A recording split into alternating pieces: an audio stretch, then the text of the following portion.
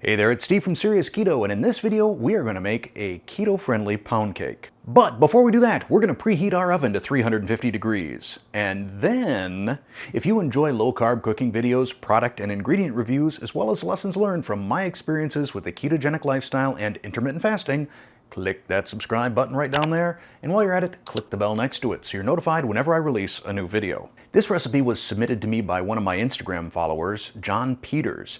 And I took his recipe and tweaked it just a little bit, just changed around a couple of ingredients. And what I got, my wife said, tastes just like Sara Lee pound cake. Now, that might be a little bit generous, but it's a darn good pound cake.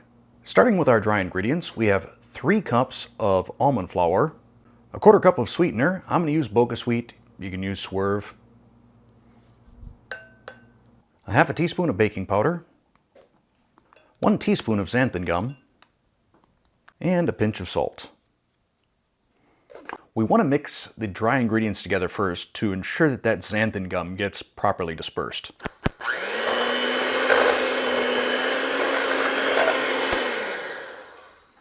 Separately, we're going to mix our wet ingredients, starting with 1 cup of heavy cream,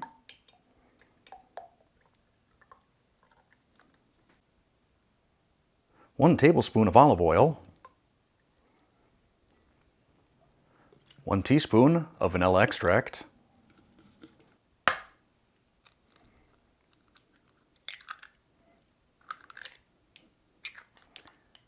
3 large eggs, 1 tablespoon of melted butter, 2 packets, or about a 1/4 cup, of performance nut butter. You could also use the Keto Perfect nut butter or any macadamia nut butter.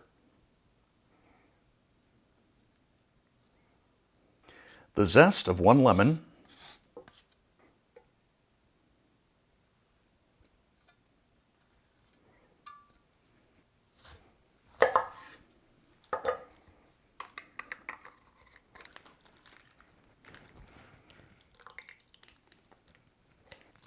and the juice of 1 lemon.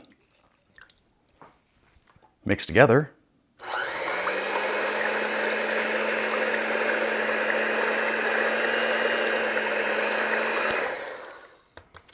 Then we'll add it to our dry.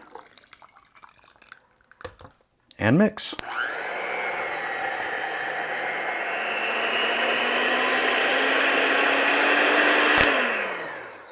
Grease an 8-inch loaf pan. You can use butter. I'm going to use some coconut oil spray.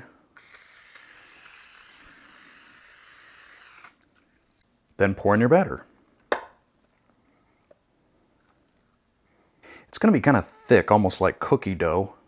Not quite, somewhere between cookie dough and cake dough. So you'll have to work it with a spatula. Then I bang it on the counter a couple times to flatten out the bottom.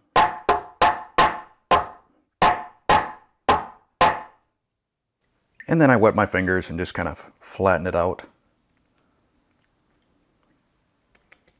It doesn't have to be perfect, but once you get it fairly smooth and enough tucked into the corners, we can put it in the oven.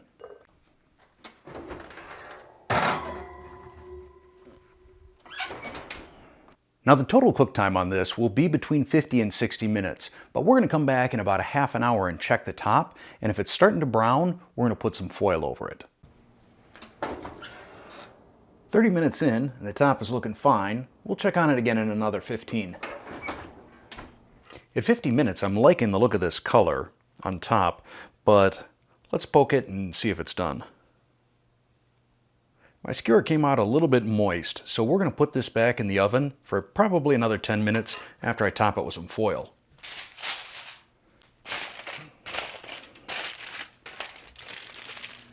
All right, it's been 60 minutes.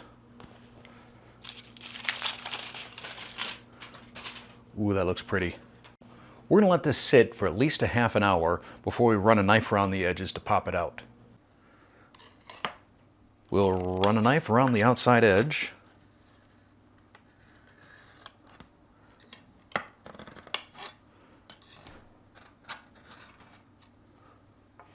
And hopefully this will pop right out. And it did. So we'll move it to a cooling rack until it is cooled completely. That'll probably take another hour to hour and a half. We'll plate this up with some of my pistachio pudding.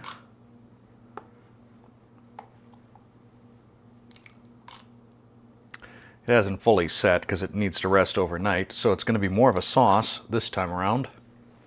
Some 90% cacao chocolate and a sprinkle of chopped pistachios. Everything in there.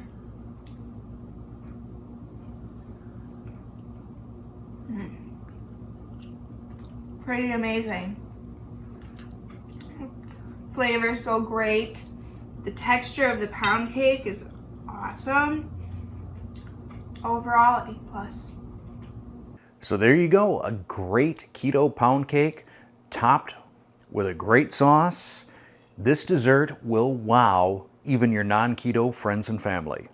If you decide to use performance nut butter in this, I will include a link down below that gets you 15% off or 25% off if you subscribe. But, no pressure. You don't have to do that at all. You can make your own or use Perfect Keto brand or any other brand of macadamia nut butter.